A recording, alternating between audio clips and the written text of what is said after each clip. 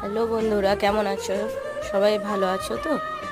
আজ আমার শরীরটা ভালো নেই, তাই আমি রান্না করতে পারিনি। তোমাদের দাদা রান্না করেছে।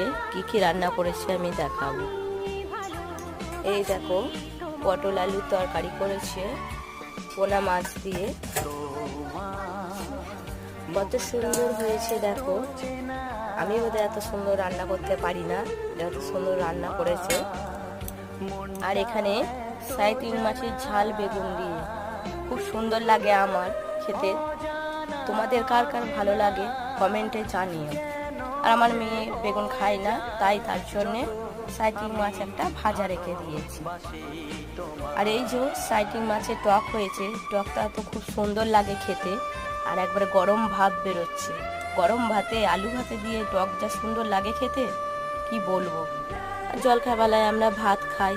আজকে কি মন হলো, আজকে